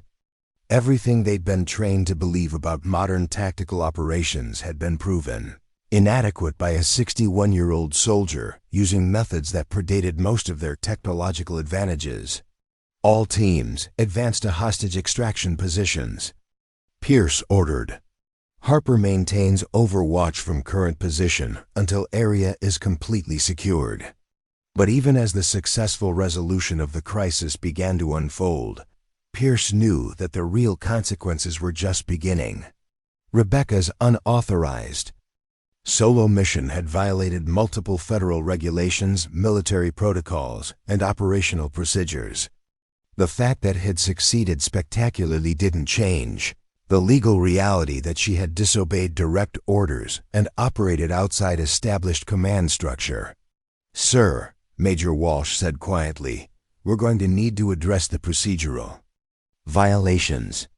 Harper's actions, while successful, were conducted without authorization and in direct contradiction to established operational parameters. Pierce nodded grimly. "I know. But first, let's get those hostages out safely." Inside the convention center, Rebecca maintained her position in the auditorium balcony while coordinating with the assault teams that were finally able to move through the building without encountering hostile resistance. Through the surveillance equipment she'd captured from the hostile positions, she could monitor the entire extraction operation in real time. "Team Alpha, be advised that the corridor modifications create choke points at the main entrance," she transmitted. "Recommend using service corridors for evacuation routes to prevent crowding." "Copy, Harper. Following your route recommendations." The hostage extraction proceeded with efficiency. That would have been impossible if the defensive positions had remained operational. Congressman Brady was among the first evacuated, conscious but showing signs of stress and dehydration that indicated he'd been held under deliberately harsh conditions. As the last hostages were evacuated from the building, Rebecca began her own extraction through the same infrastructure routes she'd used for infiltration. But she knew that emerging from the convention center would mark the beginning of a different kind of battle, one fought in courtrooms and administrative hearings. Rather than building corridors, the scene outside the convention center was controlled.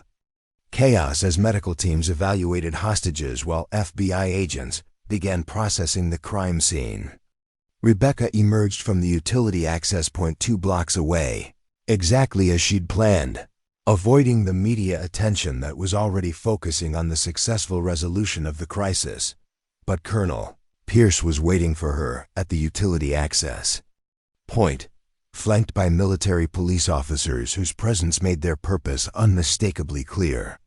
"Harper," Pierce said as she climbed out of the drainage system, "you're under arrest for unauthorized military action, violation of direct orders, and operation outside established command structure."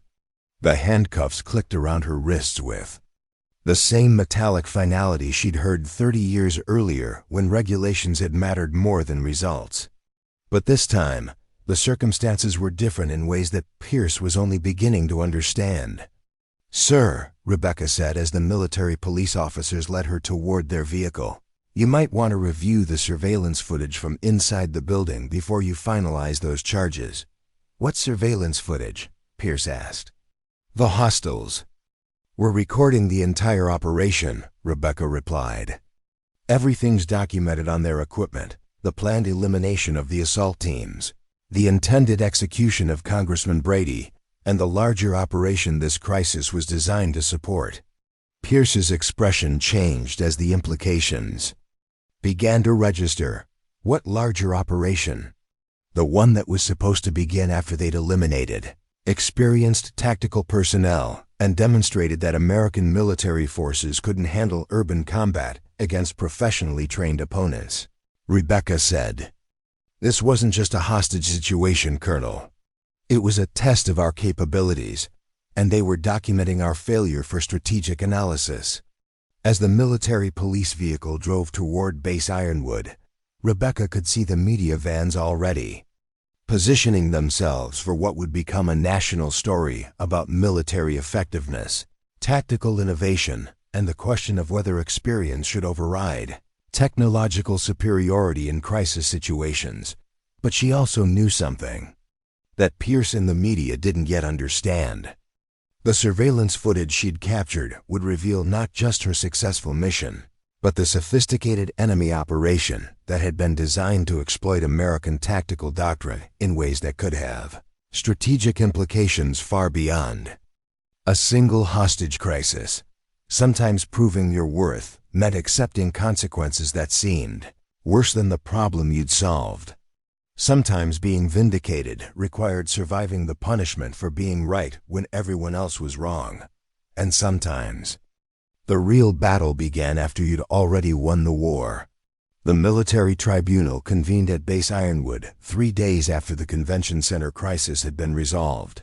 But the atmosphere in the hearing room bore little resemblance to the typical administrative proceedings that usually determined the fate of soldiers who'd violated regulations. Media attention had transformed Rebecca's case into a national debate about military effectiveness, with every major news network carrying stories about the veteran who'd succeeded where modern tactical methods had failed.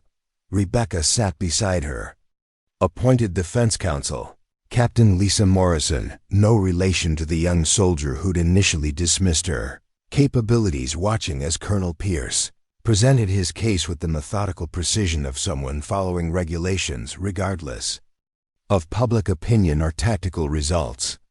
"The charges are clear and unambiguous," Pierce began, addressing the three-officer tribunal panel. "Captain Harper willfully disobeyed direct orders, conducted unauthorized military operations, and violated established command structure during a crisis situation. Military discipline requires that these violations be addressed regardless of tactical outcomes." But something had changed in the 3 days since Rebecca's arrest. The surveillance footage she'd captured from the hostile positions had been analyzed by military intelligence, FBI counterterrorism units, and Department of Defense strategic planners, revealing the true scope of what she'd prevented and what Pierce's conventional approach had almost allowed to succeed. Major General Patricia Stone, who'd flown in from Pentagon to oversee the proceedings, interrupted Pierce's presentation. "Colonel, before we proceed with the charges against Captain Harper, I think this tribunal needs to understand exactly what kind of operation we're dealing with." Stone activated a large display screen that showed surveillance footage captured from the hostile positions. This material was recovered from equipment secured during Captain Harper's solo operation. What we initially understood as a hostage situation was actually a sophisticated intelligence-gathering operation designed to test American tactical capabilities. The footage showed conversations between the hostiles that revealed planning that had extended months beyond the immediate crisis. References to Phase 2 operations, strategic analysis of American military responses, and coordination with external organizations that suggested the Convention Center crisis was part of a larger campaign designed to exploit weaknesses in U.S. tactical doctrine. "The hostile force wasn't trying to escape or negotiate," Stone continued. "They were documenting our tactical responses for analysis by organizations that have been studying American military methods to develop countermeasures for future operations." Captain Morrison leaned forward, her expression sharpening as she recognized the strategic implications. "Ma'am, are you saying that our conventional tactical response was exactly what the hostile force wanted us to implement?" "Correct," Stone replied. "Every approach attempted by our assault teams was anticipated and countered by defensive arrangements specifically designed to exploit modern tactical doctrine. The hostile force had prepared for coordinated entry, real-time communication, thermal imaging support, and technological superiority." Pierce shifted uncomfortably as the implications became clear. His carefully planned operation hadn't just failed. It had played directly into enemy strategy in ways that could have provided valuable intelligence to hostile organizations studying American military capabilities. "However," Stone said, gesturing toward Rebecca, the hostile force had not prepared for approaches that predated modern tactical doctrine. Captain Harper's solo infiltration using building infrastructure succeeded, precisely because it didn't follow any recognizable pattern that could be anticipated or countered. The tribunal's senior officer, Colonel James Martinez, studied the surveillance footage with the expression of someone reevaluating fundamental assumptions about tactical effectiveness. "General Stone, what would have been the consequences if Captain Harper hadn't conducted her unauthorized operation?" Stone's expression grew grim. "Complete elimination of 3 assault teams, execution of Congressman Brady and selected hostages, and comprehensive documentation of American tactical failures for strategic analysis by hostile organizations. The intelligence value of such documentation," could have compromised military operations worldwide. The hearing room fell silent as the full magnitude of what Rebecca had prevented became clear. Her violation of regulations had quite literally prevented a strategic intelligence disaster that could have affected American military operations globally. Furthermore, Stone continued, analysis of the hostile equipment reveals connections to organizations that have been conducting similar operations against allied military forces. This appears to be part of a systematic campaign to develop countermeasures against Western tactical doctrine. Captain Morrison stood to address the tribunal. Your Honors, given this new intelligence, I submit that Captain Harper's actions constituted legitimate emergency response under military regulations that authorize deviation from standard procedures when national security is threatened. But the most compelling testimony came from an unexpected source. Congressman Brady, who had insisted on testifying despite ongoing medical evaluation, took the stand with the determination of someone who'd experienced the crisis firsthand. I was present for conversations between the hostiles that revealed their true objectives, Brady testified. They weren't interested in negotiation or escape. They were conducting what they called tactical assessment of American military responses, and they were documenting everything for analysis. Brady paused, looking directly at Rebecca. Captain Harper didn't just save my life and the lives of 200 other hostages. She prevented what would have been a strategic intelligence victory for organizations actively working to undermine American military effectiveness. The testimony that followed painted a picture of Rebecca's operation that transformed it from regulatory violation into strategic necessity. Intelligence analysts explained how her approach had succeeded because it relied on skills and knowledge that couldn't be programmed into enemy countermeasures. Tactical experts described how her solo infiltration had avoided every trap that had been prepared for conventional assault teams. But perhaps the most powerful testimony came from the assault team members whose lives Rebecca had saved. Specialist Murphy, the young soldier who'd initially dismissed her capabilities, spoke with the humility of someone whose assumptions had been proven catastrophically wrong. "Ma'am, I need to apologize," Murphy said, addressing Rebecca directly. "I thought technology made us better soldiers, but what happened in that building proved that technology is only as good as the experience that guides it." Murphy turned to the tribunal. Captain Harper succeeded because she understood things that can't be taught in schools or simulated in training programs. She read that building like a book that none of us knew how to open. Team after team member testified about how Rebecca's success had saved not just the hostages, but their own lives as they found themselves trapped in defensive arrangements that had been specifically designed to eliminate experienced tactical personnel. The evidence was overwhelming, but so was the precedent that the tribunal's decision would establish.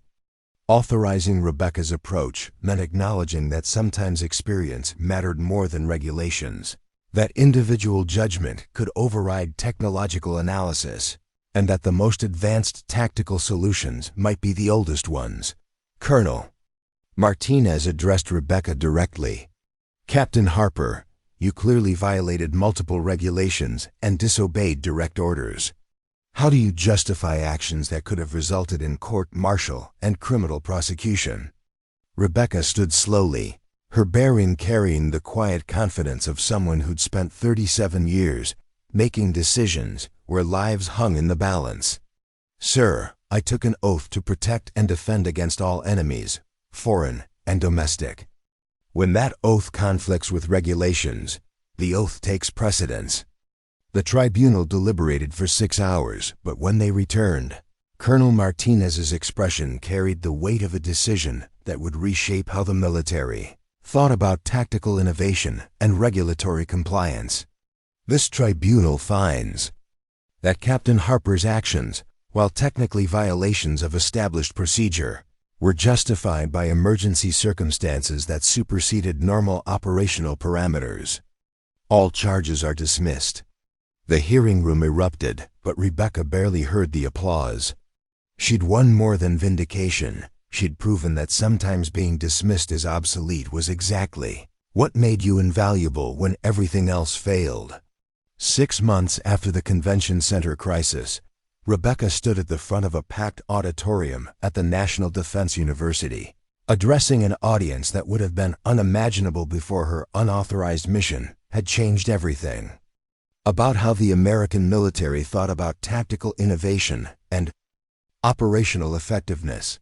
The crowd included 3-star generals, Pentagon strategic planners, special operations commanders, and military academy instructors, all gathered to hear insights from someone who'd been dismissed as a relic just months earlier. But the composition of the audience told only part of the story, about how fundamentally the military establishment had reconsidered the value of experience-based tactical knowledge. Traditional urban warfare doctrine assumes that technological superiority translates into tactical advantage. Rebecca began, her voice carrying the quiet authority of someone whose theories had been tested under the most demanding circumstances possible.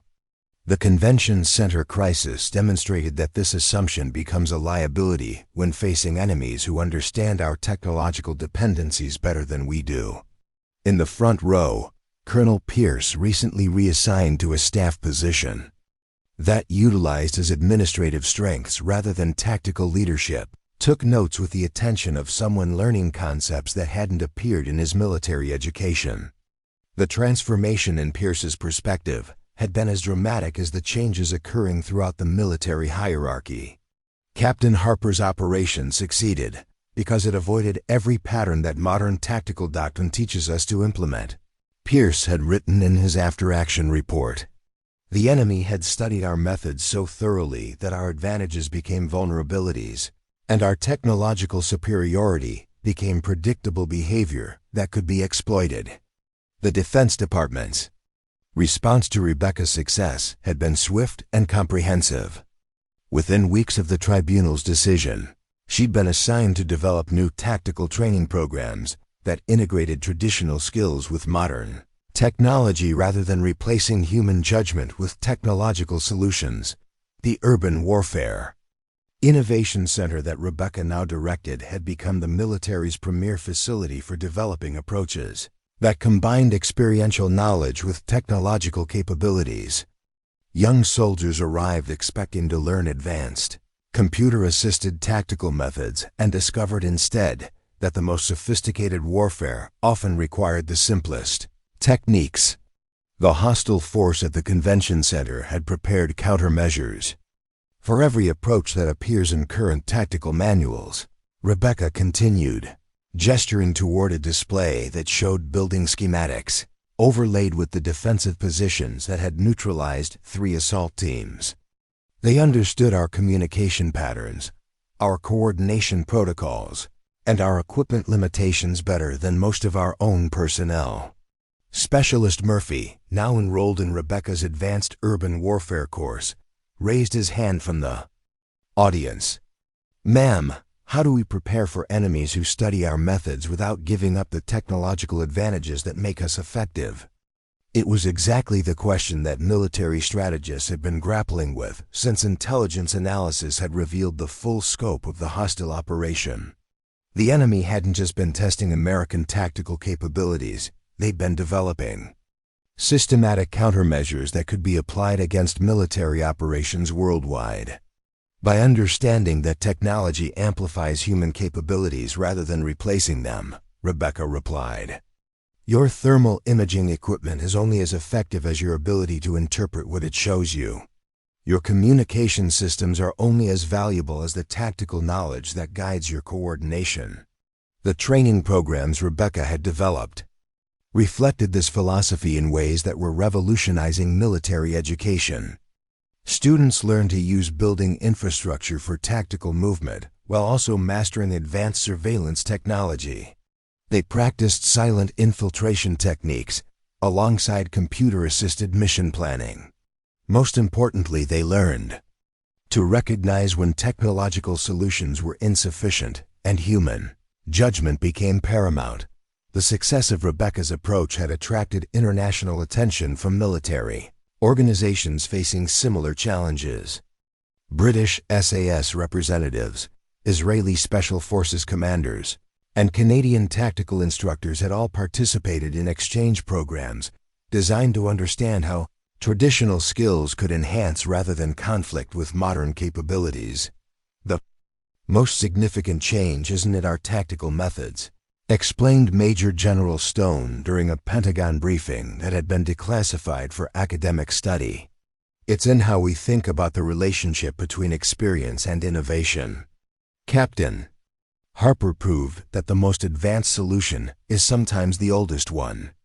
But the transformation extended beyond military tactical doctrine into broader questions about how organizations valued experience in an era of rapid technological change. Business schools were analyzing Rebecca's operation as a case study in decision-making under pressure. Technology companies were examining how human expertise could complement, rather than be replaced by artificial intelligence. The personal transformation in human exformation in Rebecca's life had been equally dramatic. At 61, an age when many military personnel were considering retirement, she had become one of the most influential tactical instructors in the American military establishment. The soldier who'd been dismissed as obsolete was now shaping the future of urban warfare doctrine. Students often ask me how I knew the infrastructure approach would work, Rebecca told the auditorium audience. The answer is that I didn't know. I calculated probabilities based on 37 years of experience in similar situations. She paused, looking out at faces that represented the future of American military leadership. That's the difference between technological confidence and experiential knowledge. Technology tells you what should work based on programmed parameters. Experience tells you what might work based on accumulated pattern recognition. The relationship between Rebecca and the younger generation of soldiers had evolved into something that neither side had expected. Soldiers who'd initially dismissed her methods now sought her guidance for operations that required capabilities beyond technological solutions. She, in turn, had learned to appreciate how modern equipment could enhance traditional techniques when properly integrated. Morrison, the young pilot who'd once mocked her as a museum piece, now served as her assistant instructor, helping develop training scenarios that combined high-tech simulation with experiential learning. I thought advanced warfare meant replacing human judgment with computer analysis, he admitted during one training session.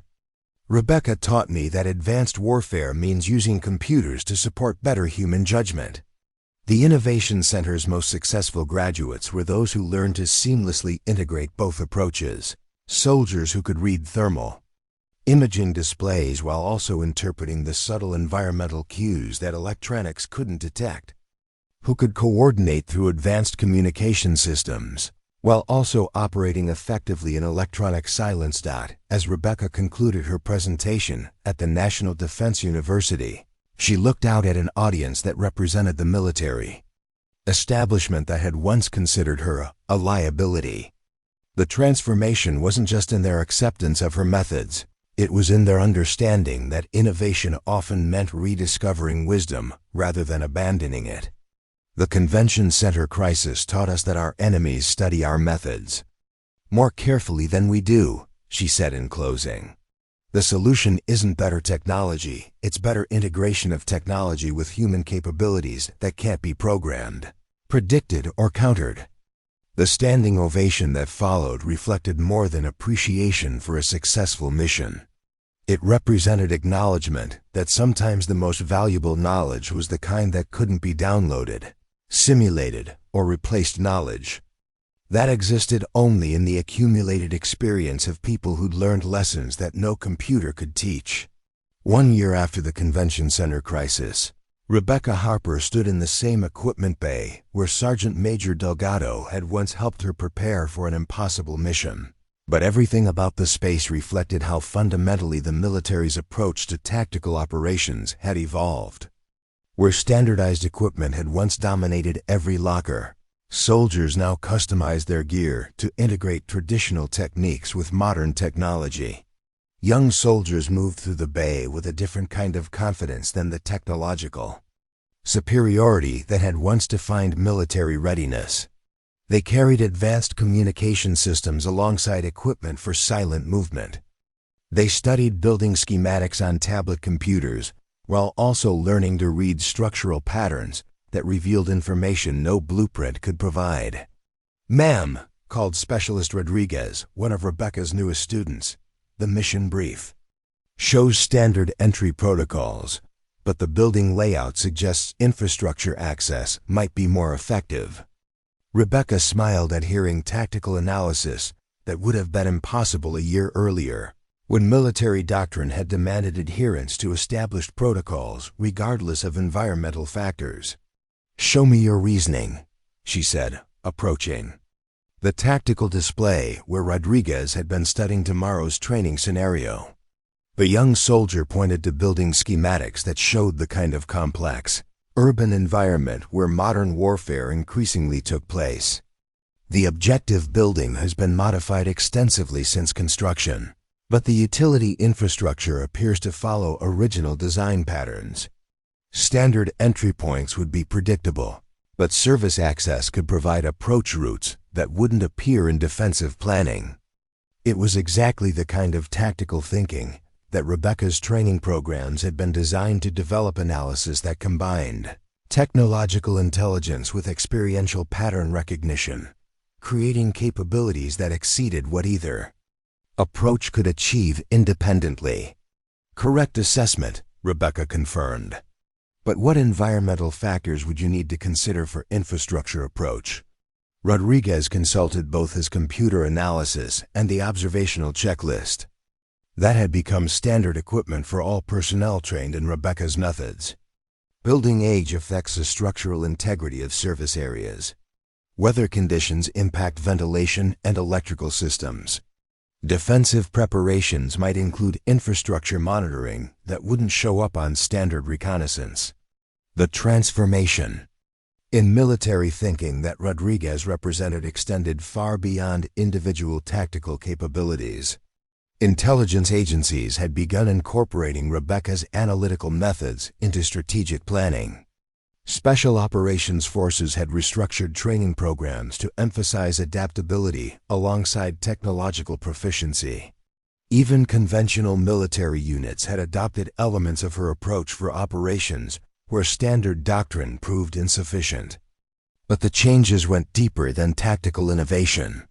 The convention center crisis had forced the military establishment to confront fundamental questions about how it valued different types of knowledge and whether technological advancement required abandoning traditional wisdom.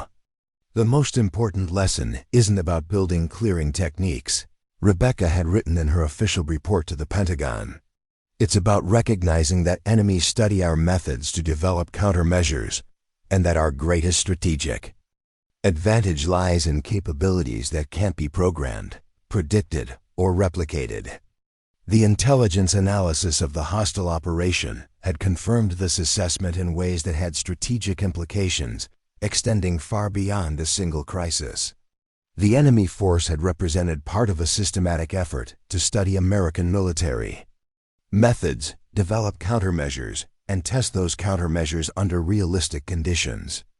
They understood our tactical doctrine better than most of our own personnel, Major General Stone had concluded in her classified briefing to the Joint Chiefs of Staff. Captain Harper's success demonstrated that our enemy's greatest advantage was their knowledge of our predictable behavior patterns. The broader implications had resonated throughout military leadership at every level.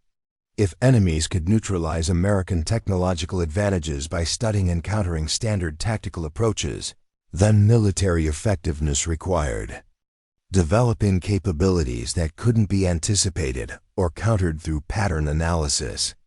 Rebecca's approach provided exactly that capability: tactical methods based on experience and environmental reading that could adapt to circumstances in ways that predetermined protocols couldn't match. But more importantly, her success had demonstrated that innovation often meant integration rather than replacement. We don't need to choose between experience and technology, she explained to a group of Pentagon planners during one strategic planning session. We need to understand how they complement each other to create capabilities that exceed what either approach can achieve alone. The Urban Warfare Innovation Center that Rebecca directed had become the military's laboratory for developing these integrated capabilities. Students learned to use thermal imaging more effectively by understanding how building materials and environmental conditions affected heat signatures. They mastered advanced communication systems while also developing skills for operating in electronic silence. Most importantly, they learned to recognize when technological solutions were insufficient and human judgment became decisive. Colonel Pierce, whose administrative reassignment had initially seemed like professional exile, had discovered that his experience managing the convention center crisis had provided insights that were valuable for strategic planning. His analysis of how the hostile force had exploited American tactical predictability had become required reading at military academies. I was so focused on following established procedures that I couldn't recognize when those procedures had become vulnerabilities, Pierce had written in his retrospective analysis.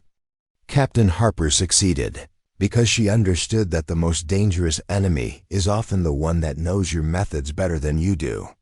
The personal relationships that had been strained by the crisis had evolved into professional collaborations that enhanced military capability. Murphy, once Rebecca's most vocal critic, had become one of her most effective advocates for integrating traditional and modern approaches. "I thought technology made us better soldiers," Murphy had said during his graduation from Rebecca's advanced course.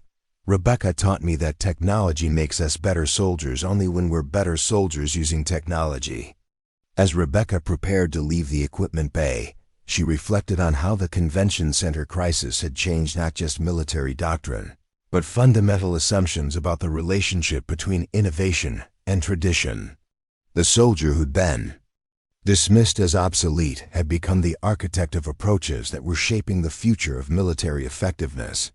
But perhaps the most significant change was in how the military thought about the people who served.